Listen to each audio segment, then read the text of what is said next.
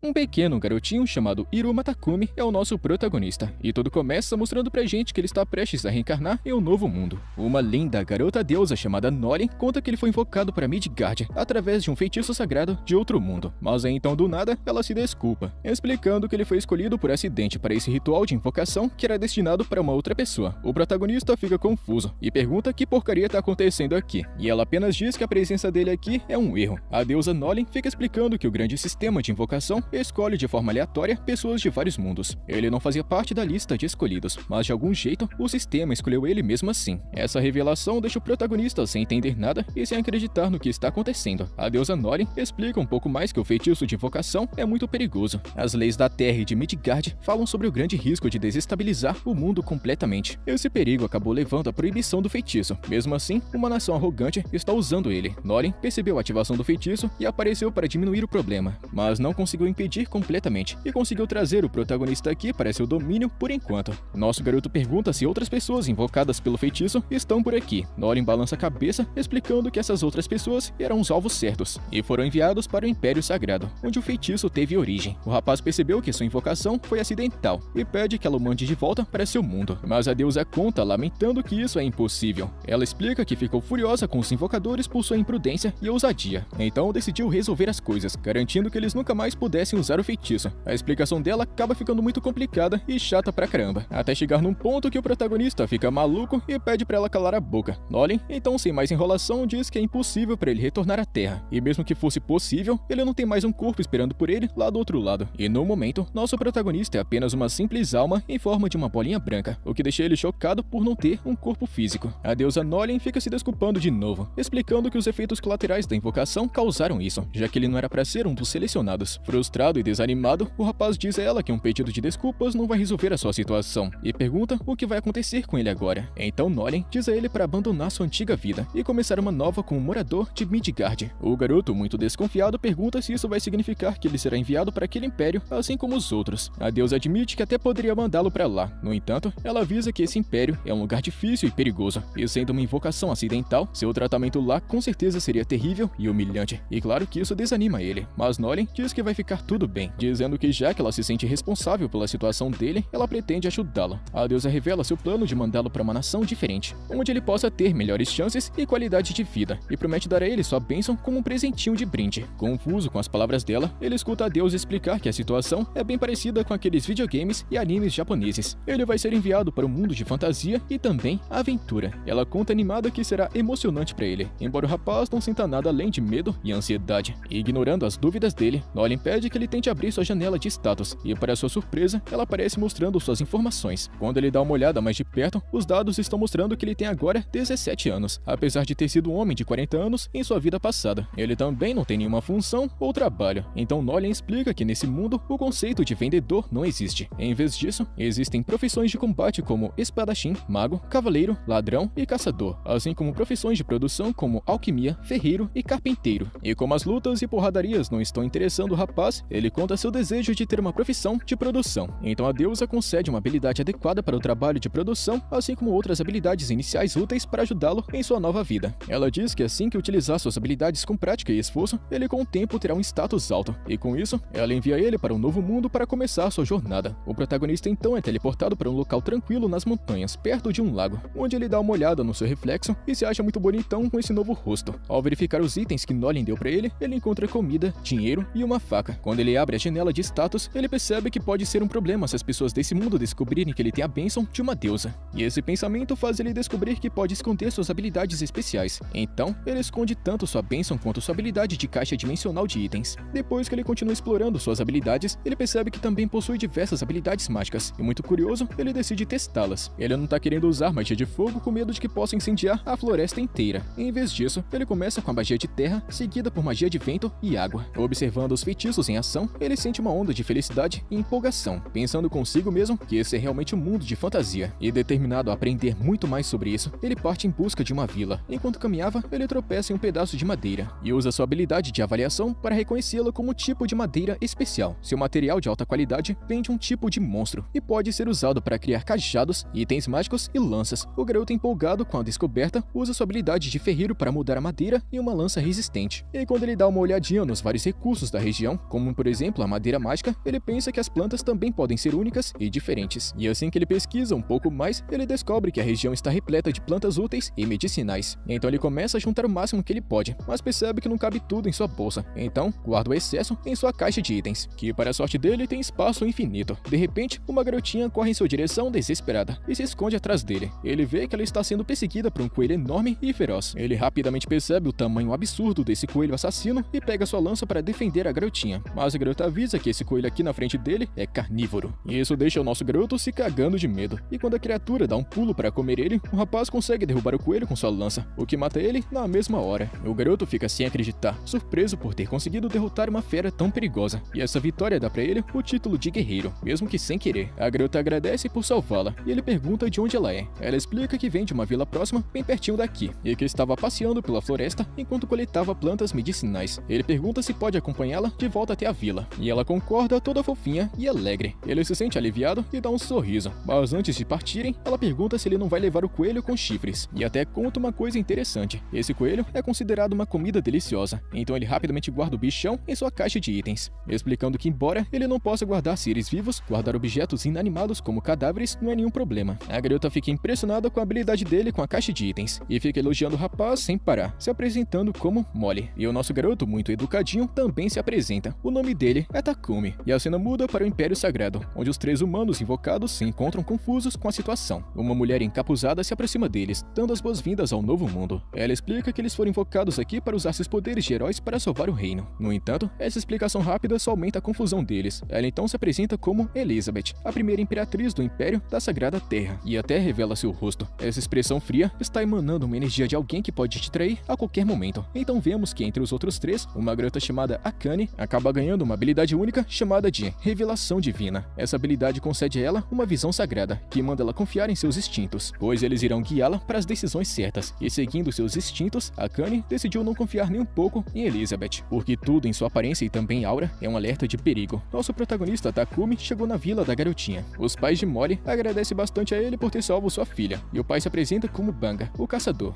e a mãe como Marta. Takumi pergunta se ele poderia ficar aqui na vila por um tempinho, e eles concordam muito alegres, falando que a sua vila é muito rica em plantas especiais, e até possui um campo de minério por perto, o que deixa o garoto muito animado. Banga então apresenta Bobon, que está sempre perto como ferreiro da aldeia. Takumi agradece aos moradores por deixá-lo ficar, mas eles informam que não tem uma pousada na aldeia, e se oferecem para fazer uma casa para ele, o que deixa o rapaz muito feliz. Eles mostram um terreno onde sua casa será construída, e o ferreiro Bobon reúne os moradores para ajudar na construção. Takumi decide ajudar também, utilizando magia de terra para nivelar o solo. Os aldeões ficam impressionados com esse moleque que pode usar magia, mas o esforço drena uma grande quantidade de sua energia mágica de mana. Então Banga aconselha o rapaz a guardar sua energia e deixar o resto dos homens cuidar do trabalho. E mais tarde, a casa do garoto é finalizada, e ele então usa suas habilidades de carpintaria e ferraria para criar alguns móveis básicos para torná-la mais bonitinha. E se sentindo acomodado, ele verifica sua janela de status e se pergunta se é possível mudar sua profissão de guerreiro. E para sua surpresa, uma opção de trocar de profissão aparece. Então, muito animado, ele escolhe alquimia e ferreiro como suas profissões principais e se dedica a esses trabalhos. E acompanhado do ferreiro Bobon, ele coleta minérios de ferro, prata e cobre, e até descobre um material raro, infundido com mana, chamado minério de ferro mágico, e decide transformá-los em barras. Takumi começa com minério de ferro, percebendo que nesse mundo o processo não requer uma fornalha, tudo graças à magia. E utilizando uma combinação perfeita de alquimia e magia de terra, ele transforma com sucesso o minério bruto em barras perfeitas. Mas esse processo consome uma grande quantidade de mana, mas ele se esforça para continuar, motivado a fazer o máximo de materiais possíveis. Aí então, mais tarde, a garotinha Molly traz o jantar e dá de cara com o moleque desmaiado devido ao cansaço. Quando Takumi recupera a consciência, ele explica que se esforçou demais e esgotou sua mana completamente. Marta, a mãe da garotinha, dá uma bronca nele por ser um viciado em trabalho, e o pai da garota entrega uma poção de cura que restaura sua energia. E foi a partir desse dia que Marta e Molly ficaram acompanhando o garoto sempre para garantir que ele não exagere novamente. O garoto continua fazendo alquimia, transformando minérios em barras ao longo de vários dias, e conforme o tempo passa, ele consegue extrair pequenas quantidades de metais preciosos como ouro, chumbo, titânio e estanho. Usando esses materiais, ele cria panelas e algumas outras ferramentas de alta qualidade, e seu esforço incansável eleva seus níveis de alquimia e ferreiro. E depois vemos Takumi aprimorando suas habilidades de ferreiro, recebendo orientação de Bobon. O garoto está ajudando ele com magia de fogo durante o trabalho, e juntos eles criam uma lâmina perfeita, que Bobon, orgulhoso, conta ser a melhor criação dele até hoje. O nível de ferreiro de Takumi saltou para os 40, enquanto seu nível de alquimia fica para trás, no estágio 33, e por isso ele fica um pouco desanimado, já que seu verdadeiro objetivo é se destacar como um grande alquimista. E mais tarde, Takumi se aproxima do pai da garotinha, pedindo poções para que ele possa tentar fazer algumas iguais. Ele quer fazer poções mágicas utilizando plantas que ele coletou. Banga concorda, mas só tem poções básicas para oferecer, e o rapaz aceita de bom grado. Em seguida, a gente vê Takumi preparando poções como se ele fosse um tipo de bruxa maluca preparando um feitiço. Esse processo tá lembrando ele de sua infância, quando ele fazia vários experimentos sem parar. Assim que uma poção fica pronta, ele percebe que sua cor é bem diferente daquela que ganhou de Banga, e consegue sentir uma pequena quantidade de mana saindo de dentro dela. Ele pensa que isso foi por causa do uso de água preparada com magia aquática, e fica ansioso para aprender um pouquinho mais de receitas e poções. E sem parar por aí, vemos Takumi mastigando algumas plantas venenosas de propósito, e quando ele fica envenenado, ele se cura com seu feitiço mágico. É muito doloroso, mas pelo menos funciona. Isso é para ganhar resistência a veneno e também paralisia. Enquanto aprimora sua habilidade de magia de luz, ele percebe que esse jeito perigoso é a maneira mais rápida de desenvolver resistência, embora esteja longe de ser o jeito mais seguro. Mas graças a esse treinamento arriscado, ele desbloqueia a magia de purificação. Mas então, assim que ele comemora seu progresso, um gigantesco javali de pele grossa de nível 25 aparece bem diante dele, e segurando sua lança, Takumi se prepara para se defender. O javali então ataca, e o garoto arremessa sua faca contra ele, mas a lâmina não causa danos. Ele então, desesperado, ataca com sua lança, que acaba se quebrando em vários pedaços. Agora, ele precisa utilizar feitiços. Ele invoca uma bola de pedra e uma lâmina de vento, mas nenhum deles tem efeito. Frustrado e também encurralado, o garoto pensa bastante para achar um plano, mas de repente percebe um movimento vindo de trás, e nota que tem uma aranha venenosa por perto, e já imaginando o pior, ele se prepara para outra luta. Só que então ele percebe que essa aranha está ferida, e antes que ele possa reagir, o javali ataca novamente. Então o garoto se prepara para o impacto, mas a aranha, por incrível que pareça, chega para ajudar, cegando o javali e fazendo com que ele erre o ataque. Embora o javali esteja atordoado, o garoto continua sem saber como vai finalizá-lo, mas em um momento de motivação, ele utiliza sua habilidade de decomposição derivada da alquimia, e o feitiço esmaga o javali blindado por dentro, derrotando ele imediatamente. À medida que o javali cai, o garoto ganha habilidades em artes marciais e combate mágico, deixando ele sem acreditar que sua magia de criação salvou ele.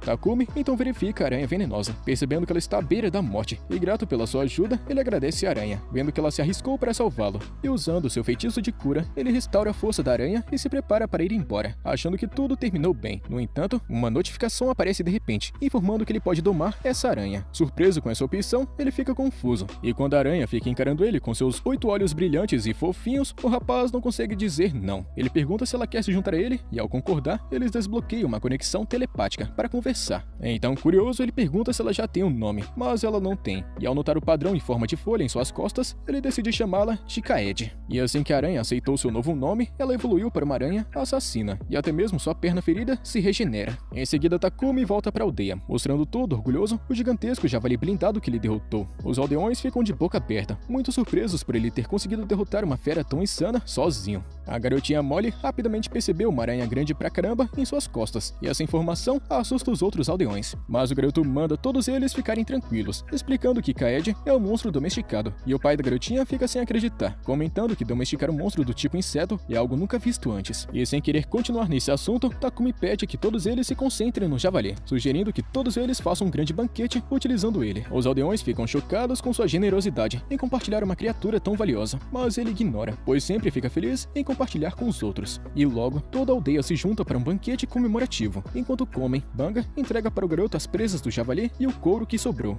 explicando que esses itens podem valer um bom preço em uma cidade grande. Takumi pergunta curioso sobre a cidade mais próxima, e Banga diz que é um lugar famoso e que ele iria gostar bastante de ir lá. A cena então muda, mostrando a aranha Kaede brincando com as outras crianças da vila, assim conquistando a amizade dos moradores. Observando tudo e muito animado, o ferreiro Bobon diz que a aldeia se tornou muito mais alegre e iluminada desde a chegada de Takumi. Banga concorda, mas pensa que Takumi não parece ser o tipo de cara que iria gostar de morar em uma vila pequena para sempre. Enquanto isso, do outro lado, Norin está observando Takumi de longe, satisfeita em ver ele fazendo sucesso. Outro ser divino se junta a ela, perguntando o que Norin está esperando que o garoto faça. Norin fica um pouco ignorante, falando que não é da sua conta, mas o outro ser divino fica insistindo na pergunta, e Norin revela que deu a Takumi um corpo especial com a sua bênção, e até mesmo enviou o rapaz um ano no passado, antes que o feitiço de invocação do Império Sagrado fosse ativado para chamar aquelas outras 3 pessoas. A deusa Norin conta que não tem nenhuma intenção secreta por trás dessa decisão, mas a sua expressão revela seus verdadeiros pensamentos, dando a entender que ela pode sim ter um plano e uma grande missão para o protagonista.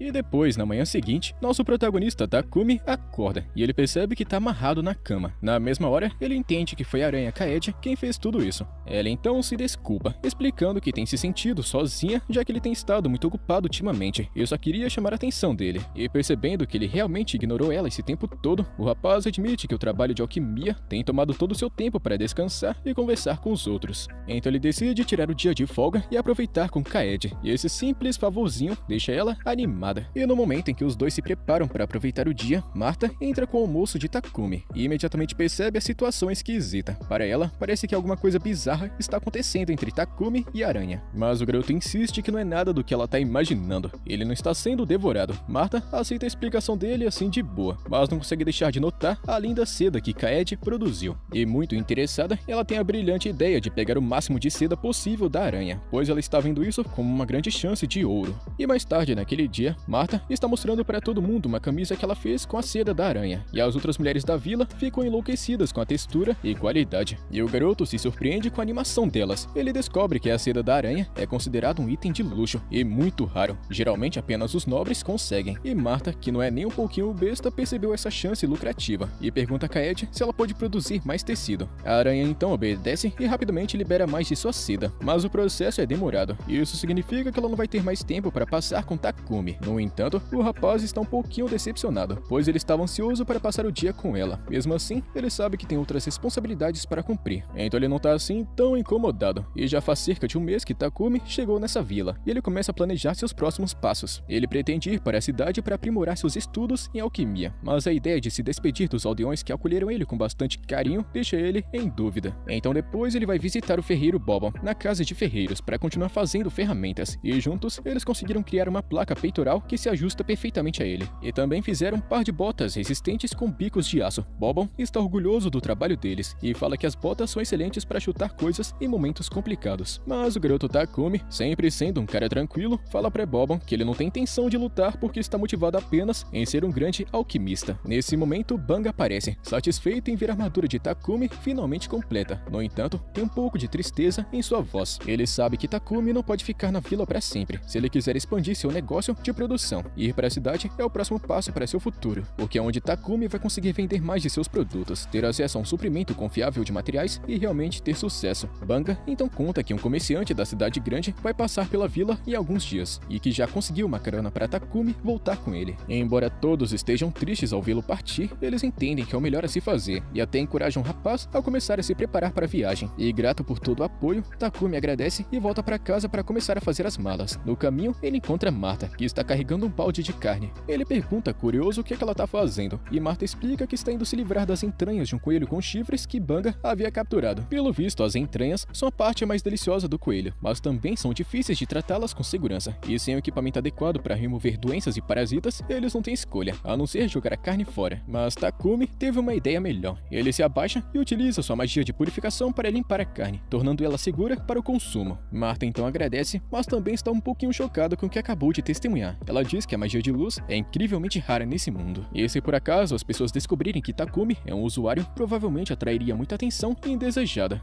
Então, ela aconselha ele a manter essa habilidade em segredo quando deixar a vila, e reconhecendo o aviso, Takumi promete ser cuidadoso, mas enquanto estiver aqui, ele planeja utilizar todo o seu poder para melhorar a vida dos aldeões, e nos próximos dias, ele começa a trabalhar utilizando magia de terra para construir um muro de tijolos resistentes para reforçar ainda mais as defesas da vila, e para facilitar ainda mais, ele faz uma bomba de água e até adiciona algumas outras coisinhas para facilitar ainda mais a vida dos moradores. E quando ele termina, a vila parece completamente mudada para melhor. Então, quando o comerciante da cidade grande finalmente chega, ele fica tão surpreso com as melhorias que mal reconhece o lugar. Banga então se aproxima para cumprimentar o velhote Papek, o comerciante, e depois de finalizar um acordo comercial, Takumi se aproxima, pronto para partir. O velhote Papek, que já ouviu falar bastante de Takumi através de Banga, se apresenta, e todo mundo pergunta se Takumi está levando tudo o que precisa. O rapaz fala que não esqueceu nada e que tá tudo pronto, mas tem uma última coisa que ele precisa fazer antes de ir embora. Ele então enfia a mão na bolsa e pega uma poção e entrega ela para Banga, e explica que já deixou mais ou menos umas 100 poções na casa dele, falando que ele deve usá-las em caso de emergência para curar qualquer morador. O velhote Papek, vendo essa poção, pede para dar uma olhada mais de perto e fica surpreso com a sua qualidade, pois é sem dúvida uma poção de altíssimo nível. No entanto, o garoto parece não entender muito bem o valor de sua própria criação. Em seguida, o restante dos aldeões se juntam para para se despedir de Takumi, e o comerciante Papek fala que vai esperar na carruagem até que todos tenham se despedido. A garotinha então acena para a aranha Kaede, que está dormindo super de boa nas costas de Takumi. Depois, Marta entrega para o garoto uma roupa feita de seda, um presente que precisou de todas as mulheres da aldeia para ser feito, e emocionado com o trabalho delas, Takumi agradece pela gentileza, especialmente considerando o pouquíssimo tempo que ele passou na aldeia. Ele então entra na carruagem, e os aldeões se despedem com muita saudade, e lembrando que ele sempre será bem-vindo em sua vila. E enquanto a carruagem segue em direção à cidade grande, Papek fala sobre o quanto os aldeões parecem gostar de Takumi. Até os outros na carruagem falam sobre a despedida emocionante, percebendo que Takumi era mais como parte da família dos aldeões do que um simples convidado. Isso chegou no ponto em que a sinceridade da despedida tocou o coração deles. Falando nisso, o cara loiro se apresenta como Red, enquanto o ruivo é Ryo, e o cara grandão com cara de brabo é Bogar. Eles explicam que fazem parte de um grupo de aventureiros de nível C, que atualmente estão servindo como guarda-costas de elite, e no entanto, eles admitem que não tem muito o que fazer nessa região tranquila. Isso faz a missão ficar longa e muito chata, em vez de uma missão perigosa. Ryo então percebe que Takumi está agarrando sua bolsa com força, e pergunta se tem alguma coisa preciosa lá dentro. O garoto responde que sua aranha assassina de estimação está aqui, e realmente Kaede está dormindo lá dentro. O grupo fica surpreso ao ver que Takumi conseguiu domar uma aranha assassina, o que faz um dos caras perguntar se ele pode dar uma olhadinha. No entanto, seu comportamento assustador faz com que a aranha dê uma porrada no rosto dele. Na mesma hora, Takumi começa a se desculpar pelo comportamento de sua aranha de estimação, mas os outros falam que não precisa disso, pois aquele idiota mereceu. O cara loiro Hatch até dá uma brincada falando que a aranha pode acabar criando um certo medo de humanos depois da cara feia que o outro aventureiro mostrou pra ela. Mas isso não vai acontecer, pois Kaede pareceu ter gostado bastante de Bogar. Enquanto o grupo continua elogiando Kaede, Papek chama Takumi para a frente da carruagem, para conversar sobre as poções que ele viu antes. Ele pergunta se o garoto tem mais em estoque, e é claro que ele tem interesse em comprá-las. O garoto concorda com a ideia, mas antes que a conversa possa continuar, um dos cavalos para de repente, sinalizando problemas logo à frente. Uma grande horda de goblins cercou a carruagem. Todos estão se preparando para atacar. Os aventureiros já perceberam que alguma coisa está rolando, mas em vez de entrar em pânico, eles parecem animados com a chance de finalmente ter alguma ação e porradaria. Eles dizem a Takumi e ao comerciante Papek para ficarem parados e recuados, enquanto eles cuidam da situação. E com mais ou menos 20 goblins em campo, os aventureiros avançam, confiantes de que podem derrotar todos eles. Ryo dispara flechas com seu arco com precisão, enquanto Bogar e Hef estão esmagando os goblins com facilidade, derrotando todos à sua frente. A luta termina bem rapidinho, e o grupo começa a avaliar os goblins para coletar suas pedras mágicas. A aranha Kaede está vendo a bagunça com um pouquinho de interesse, falando que gostou muito do aventureiro Bogar, mas ela conta que não foi muito com a cara dos outros dois. E após a batalha, todos eles voltam para a carruagem, e a jornada continua por mais 3 dias. E quando finalmente chegam na cidade grande, o grupo chamado Presa de Leão, que acompanhou o protagonista e também um comerciante, vão direto para a guilda dos aventureiros para avisar sobre o sucesso de sua missão de guarda-costas. O garoto Takumi acompanha eles, pois ele precisa se registrar na guilda se estiver querendo continuar nessa cidade. O certo seria ele se juntar à guilda dos alquimistas, mas como essa cidade não tem uma, virar aventureiro é sua única opção. O recepcionista então explica para Takumi que o cartão da guilda de aventureiros pode servir como tipo de identificação, contanto que ele conclua pelo menos uma missão simples por mês, e o cartão não vai expirar. E com essa pequena informação, nosso garoto se registra como aventureiro e apresenta Kaede como sendo seu animal de estimação, finalizando toda a chata papelada. E com o registro concluído, Takumi vai até a companhia comercial do comerciante Papek para negociar o acordo sobre as poções. Ele conta que tem mais ou menos 103 poções em estoque, cada uma delas de altíssima qualidade. O velhote fica impressionado e oferece 10 moedas de prata para cada poção de cura e vigor,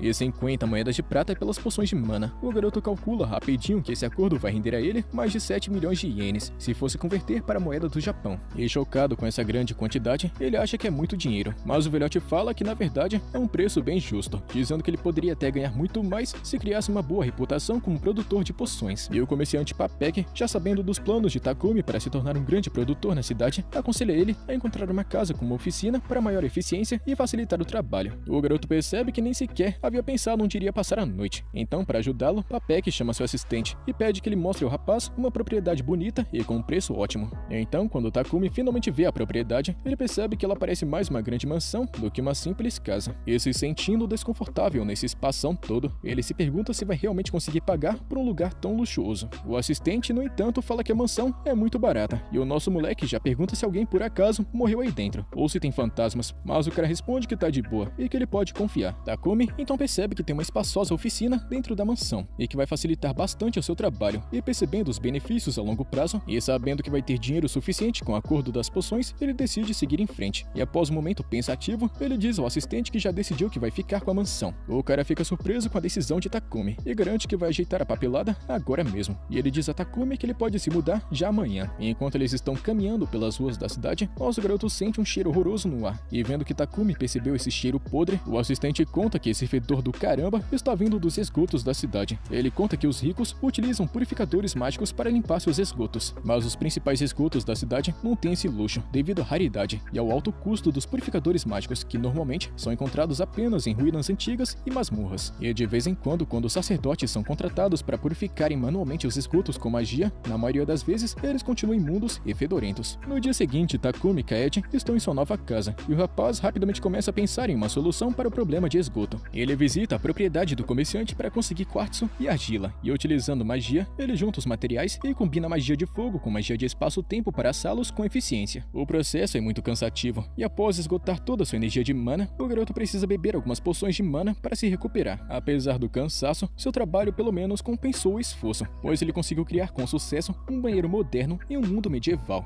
Pouco tempo depois, o garoto Takumi escuta um grito alto vindo da sala de estar, e correndo para ver o que é, ele encontra Papek completamente cercado de seda da aranha Kaede. O garoto fica sem acreditar e pergunta por que diabos ela fez isso, e Kaede, todo inocente, explica que achou que o comerciante Papek iria achar divertido, e realmente ela estava certa. O velhote achou a seda tão confortável que está querendo tirar um cochilo aqui mesmo, mas confessa que levou um baita de um susto, pensando que iria ser devorado pela aranha assassina. O garoto pede desculpas pelo comportamento de sua aranha de estimação, mas o comerciante manda ele não se preocupar, dizendo que está tudo bem, apesar de ter sido enrolado assim do nada e ter levado um belo de um susto. Então, ele pede para usar o banheiro de Takumi, porque ele quase se borrou de medo. E momentos depois, o velhote sai do banheiro com os olhos arregalados, querendo saber que maravilha de banheiro é esse aqui. O garoto explica que é um vaso sanitário, que ele mesmo inventou, e ele colocou um dispositivo mágico de purificação que limpa automaticamente após o uso. Ele conta que assim que alguém usa, o dispositivo coloca magia de purificação para decompor os resíduos e materiais inorgânicos, que logo depois são descartados na descarga. O velho fica impressionado e de boca aberta com a ideia genial desse garoto, mas então ele se lembra que criar um dispositivo assim iria exigir que alguém tenha talento para a raríssima magia de luz. O garoto rapidamente percebe que pode ter sido descuidado, se lembrando do aviso de Marta para não utilizar sua magia de luz na frente dos outros, e muito preocupado com as possíveis consequências, ele implora ao comerciante que mantenha tudo isso em segredo. E o velhote, já sabendo da gravidade da situação, promete não contar a ninguém. No entanto, ele tá querendo um favorzinho em troca. Ele precisa daqueles vasos sanitários e pergunta animado para Takumi se ele pode fazer pelo menos uns 100 daqueles. O garoto fica um pouco nervoso, se lembrando do grande esforço que foi necessário para fabricar apenas um, mas com esse velhote enchendo o saco dele, ele não tem escolha, mas ele avisa que vai precisar que o velhote forneça os materiais necessários. O velho comerciante fica animado e aceita o acordo, mas lembra que não é certo que Takumi faça todo esse trabalho sozinho, então ele sugere que Takumi contrate alguns servos. Essa sugestão deixa o garoto um pouquinho chocado, já que ele é 300% contra a ideia de escravidão. E o velhote Papek, no entanto, fala que se Takumi quiser manter suas habilidades em segredo, ter um servo é a opção mais segura. Magia de luz é um grande talento, o que faz de alguém um escolhido por Deus, e a Igreja da Luz Divina não veria com bons olhos plebeus tendo acesso às formas de purificação através dos banheiros de Takumi. É dito que a igreja, que consegue bastante dinheiro controlando a magia de purificação, provavelmente iria tentar forçar Takumi a se juntar a eles, mas Papek diz ao garoto para ficar tranquilo, dizendo que já tem um plano para lidar com a igreja, então Takumi não precisa se preocupar com eles por enquanto.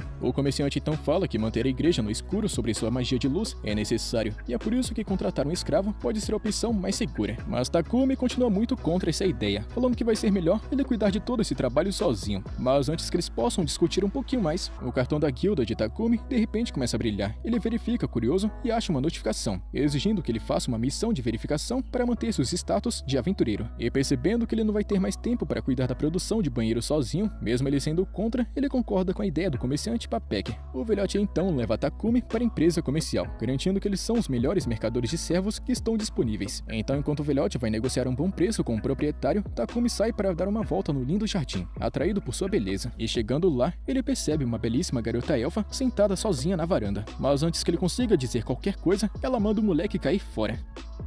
A cena então muda para Takumi conhecendo Mulan, que é uma dona de empresa de comércio de escravos. Papek apresenta o rapaz para ela, explicando que está procurando por um escravo. No entanto, ele lembra que Takumi não vai muito com essa ideia de usar um contrato de escravidão. Então, Takumi revela que em sua terra natal não existe esse negócio de escravidão. A senhorita Mulan então concorda com ele e explica que se Takumi fizer um contrato com um escravo, ele ficará magicamente ligado com ele. E ela garante que em alguns locais aqui desse mundo, os direitos dos escravos são protegidos por leis. Então ela descreve os direitos que os escravos conseguem ao fazer um contrato. E o garoto Takumi pede um resuminho e descobre que o mestre do escravo é obrigado a dar comida, roupas e abrigo. Além disso, tanto o mestre quanto o escravo são proibidos de causar danos que ameacem a vida um do outro. E o escravo é proibido de compartilhar qualquer informação pessoal sobre seu proprietário com desconhecidos. E o garoto Takumi fica pensando que esse sistema é bem diferente do que ele havia imaginado. Mulan então explica os tipos comuns de contratos. Escravos que entram em uma vida de servidão após várias dívidas continuam vinculados até que sua dívida seja paga totalmente. Criminosos podem escolher contratos como forma de reabilitação para ganhar liberdade. Prisioneiros de guerra podem aceitar contratos para garantir um lugar para morar. No entanto, ela lembra que realmente tem pessoas que são capturadas e forçadas à escravidão de um jeito ilegal. E isso é uma triste realidade que ocorre com muita frequência. O velhote Papek então fala que um escravo de guerra seria mais compatível com Takumi, já que eles só podem ser libertados com a permissão de seu mestre. A senhorita Mulan então pergunta o porquê, curiosa sobre sua escolha, e o velhote considera o rapaz um grande produtor com habilidades excepcionais, que são impossíveis de serem reproduzidas por outras pessoas. E Mulan, no entanto, quer ouvir o motivo diretamente da boca de Takumi. Então, ele explica que seu objetivo principal é se concentrar no trabalho. No entanto, ele também tem responsabilidades, incluindo completar missões da guilda de aventureiros e cuidar de tarefas diárias. Ele também conta que precisa de alguém para cuidar da mansão onde ele mora atualmente e cuidar das tarefas domésticas. Além disso, o garoto Takumi possui muitas habilidades secretas que podem chamar a atenção e indesejada. Ele também acrescenta que frequentemente se aventura em áreas perigosas para coletar materiais, então seria interessante contratar alguém que pudesse protegê-lo e ajudá-lo durante todo esse processo. E depois de ouvir os requisitos do garoto, Mulan percebe que ele na verdade precisa de 2 escravos e decide chamar uma garota que tem o nome de Maria e apresenta ela para Takumi. A proprietária então explica que Maria foi sequestrada por bandidos quando era pequena e não tem família, e ao longo dos anos ela aprendeu a ler, escrever, fazer cálculos e tarefas domésticas em geral. Ela então conta para Maria sobre os requisitos de Takumi, lembrando mais uma vez que ele precisa de alguém para cuidar da mansão. E o garoto então fala sobre todos os cômodos de sua mansão. Ele fala um pouquinho sobre os móveis e as áreas de trabalho e pergunta se ela consegue cuidar disso tudo sozinha. E Maria responde com confiança que consegue, e o rapaz fica aliviado ao escutar isso. E depois ela percebe que ele tá um pouquinho pensativa. Maria então pergunta se tem algo incomodando ele, e Takumi então admite que está surpreso por alguém tão fofa e bonitinha como ela ainda não ter sido escolhida por ninguém. E constrangida com o elogio, Maria fica vermelhinha e Takumi rapidamente se desculpa, preocupado que isso possa ter sido inapropriado. Mas a garota Maria fala que tá tudo bem, explicando que suas habilidades são apenas tarefas domésticas e mais nada. O garoto fala que tá de boa e tarefas domésticas é tudo que ele precisa, mas Maria ainda parece um pouquinho desconfortável, e quando ele pergunta o que tem de errado, ela de um jeito tímido conta que nem ferrando vai dividir a cama com ele. Na mesma hora, ele fica surpreso e rapidamente explica que esse tipo de coisa não é o que ele tá querendo. Ele manda ela ficar tranquila, dizendo que seu único interesse é a capacidade dela em cuidar da casa. Maria se sente aliviada e concorda com o acordo de Mulan, que decide seguir em frente e fazer o contrato. A proprietária então informa para Takumi que atualmente não possui escravas de guerra que estejam prontas para combate. No entanto, Maria fala sobre alguém chamado Sofia, e Mulan imediatamente manda ela parar de falar sem permissão e ordena que ela retorne ao seu quarto para recolher os seus pertences. E depois que Maria sai, Takumi pergunta, curioso, quem é Sofia. Então a senhorita Mulan explica que Sofia é uma simples escrava de guerra, mas que ela tem alguns problemas. E ao escutar isso, Takumi fica interessado e sente uma forte vontade de dar uma olhada mais de perto nessa situação. Ele se pergunta se é a sua intuição mágica que está guiando ele. Ele decide confiar nesse sentimento e pergunta à proprietária se ele pode se encontrar com Sofia. Mulan então concorda e leva ele até onde a garota está. Então a proprietária explica que Sofia foi capturada durante a guerra entre reinos antigos, e isso foi há 50 anos. E Takumi fica chocado com a data e pede mais detalhes. Então a senhorita Mulan fala que o reino dela era uma nação de elfos, e por vários motivos, Sofia permaneceu sem contrato desde então. E Takumi então pergunta quais foram esses motivos. Ela explica que a orelha esquerda de Sofia foi danificada, e a sua mão direita e perna esquerda tem uma movimentação reduzida. E embora suas deficiências não atrapalhem no dia a dia normal, isso torna ela praticamente inútil para combate. Além disso, a sua magia elemental e outras magias foram seladas, e ela provavelmente está sobre uma maldição. E essas limitações gigantescas tornam ela inútil como combatente principal. E é por isso isso que ninguém nunca levou ela. Takumi então pede para falar com Sofia sozinho. Então a senhorita Mulan concorda e sai da sala. Enquanto Takumi fica examinando Sofia mais de perto, ela conta de um jeito arrogante que não vai ser útil para ele. Mas Takumi verifica os status dela mesmo assim, usando sua habilidade mágica. E para sua surpresa, os números dela são incrivelmente altos, embora cada um deles tenha sido reduzido em 100 pontos devido aos ferimentos. Sua magia também está completamente bloqueada por causa da maldição, mas Takumi percebe seu potencial e pensa que pode curar seus ferimentos e também quebrar a maldição. A proprietária então volta para o quarto e pergunta a Takumi o que ele planeja fazer, e sem pensar duas vezes, ele diz a ela que quer fazer um contrato com Sofia. E a garota elfo, sem entender nada, lembra o rapaz de que ela não pode lutar, mas Takumi simplesmente responde que vai resolver isso. A proprietária está muito interessada nesse moleque, se perguntando se Takumi poderia realmente resolver os problemas que atormentam a vida de Sofia há 50 anos. Takumi responde confiante que pode, e Mulan concorda em deixá-lo cuidar da garota, e Sofia continua indecisa, e pergunta se ele realmente a quer como sua escrava. E o garoto pergunta se por acaso ela não quer ele como seu mestre, mas ela responde que os desejos de um escravo não importam, e com isso, a proprietária inicia o processo de contratação. Ela lança um feitiço brilhante sobre Takumi, Sofia e Maria, em um contrato formal, e após o fechamento do contrato, Sofia e Maria contam que farão o possível para servir a Takumi, e o rapaz agradece e trata elas com muito respeito, mas Sofia rapidamente lembra ele de que elas são apenas duas servas, e que ele não precisa agir com tanta educação. E a senhorita Mulan, observando a interação deles, dá um sorriso, e comenta que elas encontraram um excelente mestre. Depois, Takumi chega em casa, onde ele encontra a aranha Kaede saltando sobre ele assim que ele abre a porta, e assustadas, Maria e Sofia rapidamente se preparam para lutar contra a famosa aranha assassina. Mas Takumi impede elas, explicando que Kaede é como se fosse o seu animalzinho de estimação, e ele então apresenta Kaede para as duas garotas. Ele diz que Maria e Sofia passarão a morar aqui com eles a partir de agora. Takumi então mostra para Maria e Sofia seus quartos, e as duas ficam surpresas ao saber que terão seus próprios espaços separados, e ficam falando que não são dignas desse conforto todo. Takumi então conta que elas merecem, explicando que a mansão tem muitos cômodos inúteis, e que com certeza vai ser muito melhor aproveitá-los. Ele também conta que a mansão tem um banheiro e que elas podem usar a qualquer momento. Elas então ficam mostrando muita gratidão, e pedem que ele vá ao banheiro tomar banho antes delas, e o garoto diz que ainda não decidiu qual vai ser o seu próprio horário de banho, então diz para elas usarem quando acharem melhor, falando que até instalou um dispositivo para manter a água sempre limpa. E mais tarde, vemos Maria e Sofia relaxando no banho quente. Maria comenta que nunca imaginou que Mulan deixaria Sofia sair daquele lugar, pois ela se recusava a vendê-la a qualquer pessoa, não importava quanto dinheiro fosse oferecido. Maria acredita que isso significa que a senhorita Mulan deve ter reconhecido Takumi como mestre digno, e que ele também parece ser uma pessoa muito gentil. Sofia, no entanto, permanece desconfiada sobre esse moleque, e conta que quando ela viu o contrato que foi feito por Mulan, a maioria das informações sobre Takumi estavam em branco, e ela acredita que ele pode estar escondendo alguma coisa. E se for o caso, deve haver algo especial ou motivo pelo qual compartilhar essa informação possa causar problemas, e ela admite que não entende bem o que está acontecendo no momento. E quando elas saem do banho, elas descobrem que Takumi já preparou o jantar. Maria fica arrasada, falando que essa deveria ser a função dela, e o garoto fala que tá tudo bem, explicando que só queria facilitar as coisas para o primeiro dia delas, e ele até conta que ela pode assumir o trabalho a partir de amanhã. E Maria pergunta se ela pode pelo menos limpar a bagunça depois do jantar, e é claro que ele concorda. Então vemos Sofia ficar surpresa vendo Takumi convidando elas para comer na mesma mesa que ele, e quando ela pergunta o motivo disso, ele explica que não quer que eles três fiquem separados só porque elas duas estão servindo a ele. Ele quer que elas comam ao lado dele sempre, pois isso o deixaria feliz, e elas concordam, mas com um pouquinho de desconfiança porque tudo está perfeito demais. No dia seguinte, o garoto pega seu pedido com Papek, que avisa ele para tomar muito cuidado com isso. Então Takumi garante que entendeu e sai do local. No caminho de volta, ele encontra uma igreja e decide visitá-la. Lá dentro, ele encontra uma estátua da senhorita deusa Nolin, e oferecendo uma oração, ele agradece pelas bênçãos e revela ter ouvido falar que o Império controla a região do país. Então, curioso, ele pergunta por que ele estava falando mal desse mesmo Império antes. E para sua surpresa, do nada, a deusa Nolin aparece bem diante dele, e o garoto se assusta e pergunta como é que isso é possível. Ela explica que a oração dele conseguiu alcançá-la, o que permitiu a ela chamá-lo brevemente para sua presença. A deusa então responde a pergunta dele, revelando que não tem nenhuma ligação com esse império ou com sua igreja da luz divina. Ela explica que existem duas religiões principais nesse mundo. A primeira religião é a da Igreja da Criação, que sempre adorou ela, e a outra é a da luz divina, que foi criada logo em seguida. Só que o deus dessa outra igreja não existe de verdade, mas o Império Sagrado usou táticas agressivas para espalhar sua influência rapidamente, se opondo à Igreja da Criação. Então a deusa Nolin escolheu não se intrometer, vendo a situação como um tipo de pequeno conflito entre os humanos. Takumi então percebe que essa falta de interferência dela permitiu que o Império ativasse seu feitiço de invocação, trazendo alguém como ele a esse mundo. A deusa Nolin pede desculpas novamente, reconhecendo as consequências da sua atitude. Ela então oferece uma pequena informação sobre a sua bênção. Embora alguns efeitos sejam permanentes, outros são temporários, e à medida que Takumi cresce, os traços da bênção que ajudaram ele a crescer rapidamente e também conhecer pessoas gentis irão desaparecer. Ela resume tudo dizendo que seu tutorial para iniciantes está quase no fim, e muito em breve ele vai enfrentar desafios muito mais difíceis, incluindo obstáculos como inimigos e pessoas mal intencionadas. O garoto pensa um pouquinho sobre suas palavras, percebendo que muitas das pessoas gentis que ele conheceu até aqui provavelmente foram resultado da bênção, e aceitando que vai precisar confiar mais em si mesmo no futuro, ele agradece a senhorita Nolin uma última vez e sai da igreja. A história então avança um ano no futuro, mostrando o líder do Império perguntando sobre o progresso dos heróis invocados, e ele é informado de que eles estão treinando com os cavaleiros. O rei conta que está esperançoso que esses heróis virem armas valiosas, falando que a dificuldade para invocá-los para esse mundo foi muito alta. O ministro fala que os heróis no começo se recusaram em ajudar, mas graças a Elizabeth, eles se tornaram muito mais obedientes. A cena então muda para Akira e Yamato lutando contra os cavaleiros, e os cavaleiros estão zombando do seu fraco desempenho, falando sobre o tanto de trabalho que ele ainda tem pela frente. Yamato então se lembra de uma memória humilhante do seu passado, quando ele foi derrotado por um novato durante uma luta e zombado por todos. Motivado por essa lembrança, ele treina com determinação renovada, conquistando o respeito dos cavaleiros por sua força de vontade. E enquanto isso, os cavaleiros convidam a Akane para participar, mas ela se recusa, falando que não está interessada em violência. Ela então tenta ir embora, mas Elizabeth bloqueia, insistindo que não se trata de violência, mas sim de algo crucial para salvar o mundo. Então o garoto Akira entra no meio da conversa delas, agindo como se fosse um gigantesco herói, e garante para Akane que ela não precisa se preocupar, pois ele vai protegê-la. E a garota Akane, nem um pouco impressionada, ignora a vontade dele e pensa consigo mesma que Elizabeth é uma mulher perigosa.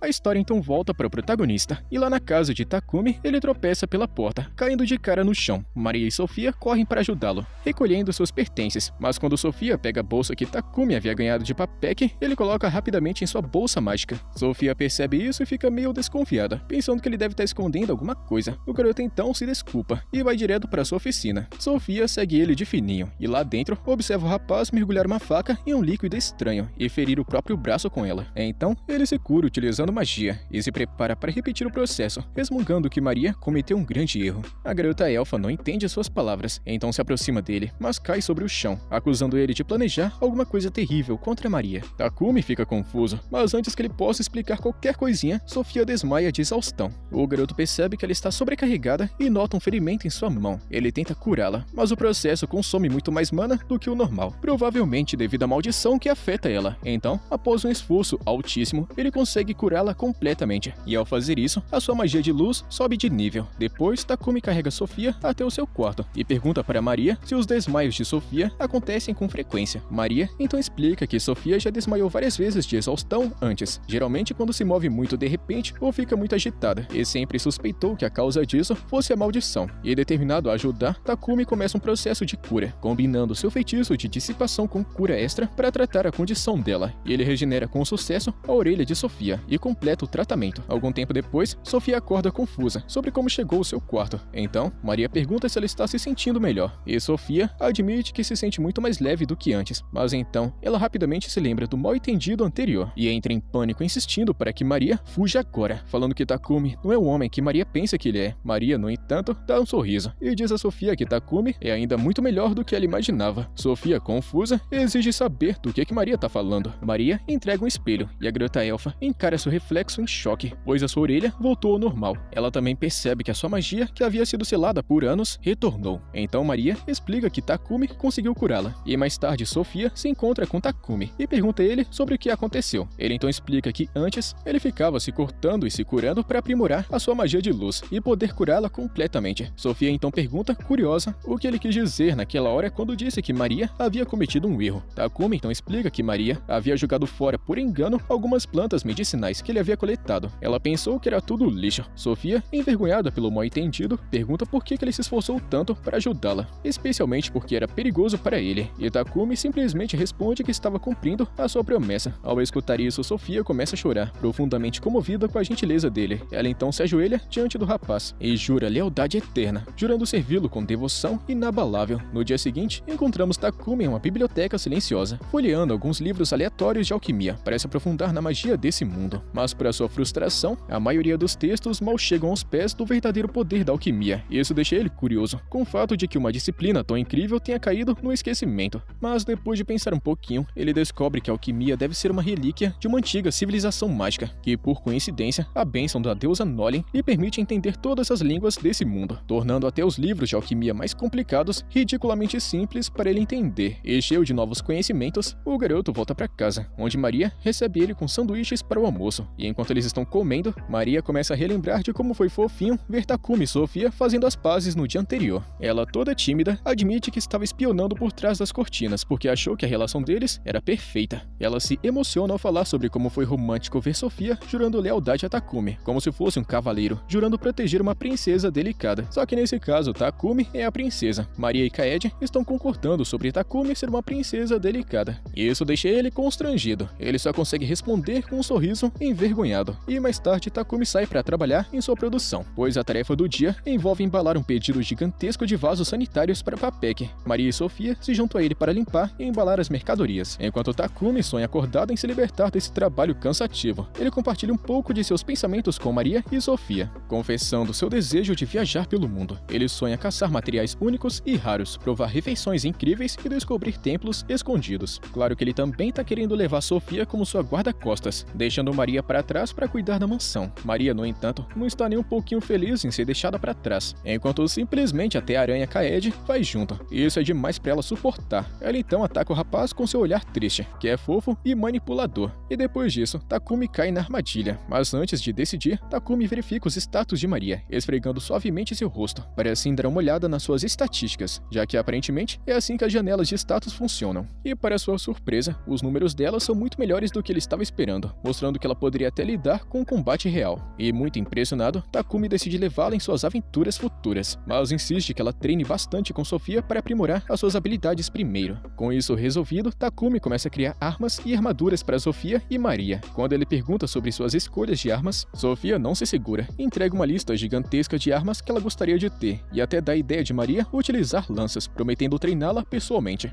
Takumi então junta os materiais necessários e começa a trabalhar, canalizando sua magia de manipulação através de alquimia para acelerar o processo. Enquanto isso, Sofia está treinando contra Maria, e ela rapidamente descobre que ser uma dama de batalha envolve muito mais suor e esforço do que cuidar de uma mansão. Takumi termina as armas em tempo recorde, adicionando toques pessoais, um padrão de asas para a arma de Sofia e um de chamas para a lança de Maria. Ele se esforça ao máximo e encanta tudo com reparos automáticos e aumentos de ataque. Ele pensou que seria interessante adicionar um pouquinho mais de poder. Enquanto Takumi trabalha, a sua mente decide passar por um pensamento mais diferenciado. Ele imagina Maria utilizando um traje de empregada no campo de batalha, e essa imaginação faz ele ficar com o nariz sangrando. E para piorar a situação, Maria de alguma forma conseguiu sentir esse pensamento dele lá de longe, quase como se fosse um instinto de empregada, e ela conta que está sentindo que alguém está falando dela pelas costas. Ao mesmo tempo, o garoto Takumi tenta se concentrar na próxima tarefa, que é criar uma armadura. Naturalmente, a sua primeira ideia é imitar os jogos de RPG, e pensa em criar roupas encantadas em vez de equipamentos mais extravagantes, porque na cabeça dele usar uma roupa bem diferente dessa época é uma péssima escolha. Ele até pensa em uma ideia que ultrapassa todos os limites, mas então ele lembra que Maria e Sofia são suas funcionárias e não participantes de um evento de cosplay, e o verdadeiro desafio agora é conseguir as medidas delas. E ele acha que perguntar diretamente só iria deixar a situação mais desconfortável, mas Takumi tem uma solução. E com um sorriso maléfico que parece mais com o de um vilão psicopata, ele usa sua magia de alquimia para criar réplicas em tamanho real de Maria e Sofia. Ele passa um tempo envergonhado, olhando para esses manequins, principalmente porque tá tudo idêntico a elas. Ele até admite que ficou mais profissional do que ele esperava. Ele até percebe que a sua imaginação tá correndo solta, e já pensa no modelo das roupas das meninas. E após vários dias de trabalho, Takumi finalmente termina a armadura, que não se parece nada com o que ele estava esperando. Sofia então recebe uma couraça simples, e a armadura de Maria é basicamente uma roupa normal de mundo de fantasia. Mas por incrível que pareça, as duas garotas ficam encantadas com o visual. Mas então Sofia para e pergunta como foi que Takumi combinou seus tamanhos tão perfeitamente sem tirar suas medidas. E Takumi, como já era esperado, tenta dar uma desculpinha esfarrapada, pois não tem coragem de confessar que tem aqueles manequins assustadores. E com isso resolvido, o trio segue para a Guilda dos Aventureiros, para que Sofia e Maria possam se registrar e obter licenças de viagem para se aventurar fora da cidade. E depois que as meninas recebem seus cartões de guilda, Takumi registra eles três como um novo grupo e se prepara para aceitar a sua primeira missão. E quando ele estava prestes a pegar um trabalho, um grupo de aventureiros de rank D se aproxima. Seu líder é um gordão folgado que se acha o bonzão. Eles rapidamente começa a zombar do grupo, dizendo às meninas para largarem esse moleque baixinho e passarem um tempo com alguém que seja mais homem de verdade, que nem ele. Mas Takumi não leva esse insulto a sério, embora esteja um pouquinho apavorado com o gordão folgado e a gangue dele. Só que ele ainda tá querendo proteger a honra das suas amigas, e reunindo toda a sua coragem, ele se mantém firme e usa sua magia de aprimoramento físico para bloquear o ataque do bandido. E com isso, quando o soco do vagabundo acerta ele, seu próprio braço se quebra com um impacto, deixando Takumi ileso. E quando a situação estava prestes a piorar, o mestre da guilda chega para pôr um fim nessa bagunça. No entanto, ao ver o bandido ferido, o chefe da guilda rapidamente decidiu culpar Takumi pelo acontecimento, sem ter a mínima ideia de que o bandido se machucou ao tentar atacá-lo. Enquanto o chefe da guilda dá uma bronca em Takumi, Sofia e Maria, o recepcionista Hans entra no meio, explicando que o garoto de cabelos brancos não havia começado a briga, e estava apenas se defendendo sem usar um único dedo. E quando Hans fala com o mestre da guilda diretamente sobre o que aconteceu, o queixo de Takumi quase cai no chão. Ele fica chocado ao descobrir que esse homem careca raivoso e com um bigodinho esquisito é na verdade o chefe da guilda. O recepcionista Hans apresenta ele formalmente como Baraki, e apenas ignorando a apresentação, Baraki ordena que Hans cure o braço quebrado do gordão folgado. Em seguida, ele pede que o grupo do protagonista siga ele, no que parece ser uma sala de interrogatório. O chefe da guilda então tá querendo saber o que Takumi está tramando, e não querendo revelar suas habilidades, Takumi acaba sendo forçado a explicar tudo, quando Hans diz ter detectado traços de magia na cena da luta. Ao escutar isso, Takumi percebe quão aguçadas devem ser as habilidades sensoriais de Hans, e embora admita ter usado magia, o garoto deixa bem claro que não lançou nenhum feitiço contra aquele cara folgado, e em vez disso, ele explica que apenas cobriu o próprio corpo com o mineral de sua caixa de itens. O recepcionista Hans está duvidando disso, mas se convence quando Takumi acrescenta que modificou o carvão em diamante, e reconhecendo isso como alquimia, Hans lembra que Takumi no começo queria se juntar à guilda dos alquimistas quando se conheceram.